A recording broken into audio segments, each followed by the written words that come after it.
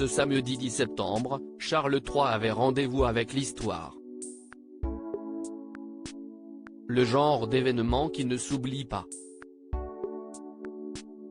Le mari de Camilla a officiellement accédé au trône devant les caméras du monde entier, une première dans l'histoire de la monarchie britannique. La cérémonie avait lieu au Palais Saint-James à côté de Buckingham Palace. On y a croisé une partie de la famille royale, dont William, devenu hier le nouveau prince de Galles, mais aussi une grande partie de la classe politique britannique. Une foule s'était amassée aux abords du palais pour assurer le monarque de son soutien. Au même moment, Charles III faisait une grande annonce à ses sujets: le jour des funérailles d'Élisabeth II sera férié pour les sujets britanniques.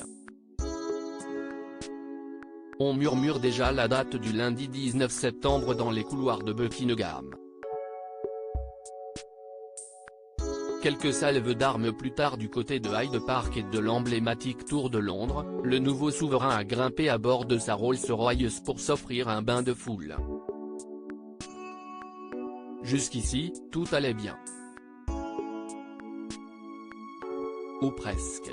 En chemin vers Buckingham Palace, le véhicule de Charles III a été soudainement interrompu par l'irruption d'un homme qui a été aussitôt plaqué au sol par les forces de l'ordre.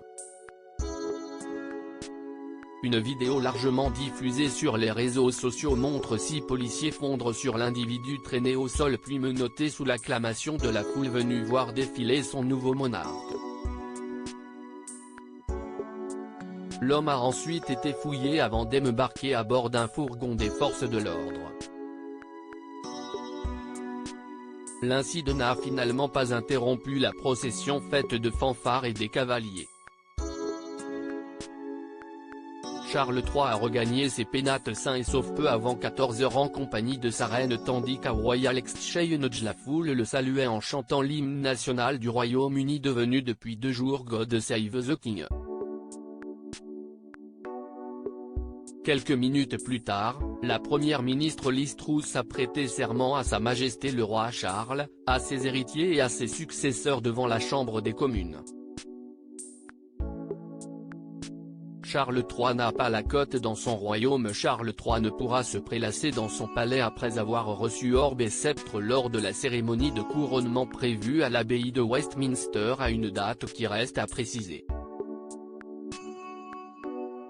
En effet, le successeur d'Élisabeth II ne jouit pas de la même popularité que sa défunte mère.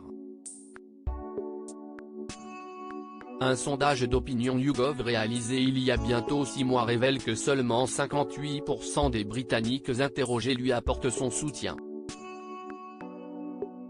Charles III arrive ainsi en 5e position devant son fils William et sa bru Kate Middleton, alors que leur négale la cote de Harry et Meghan dégringole jour après jour.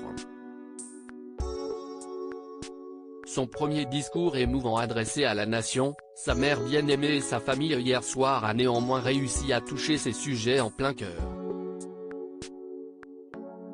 Connu pour ses prises de position en faveur de l'écologie, Charles III va devoir se retrousser les manches dans la bataille d'idées qui l'opposera à Liz Truss dans un pays victime d'une inflation record. Pour sûr, on va suivre cette nouvelle histoire avec la plus grande attention.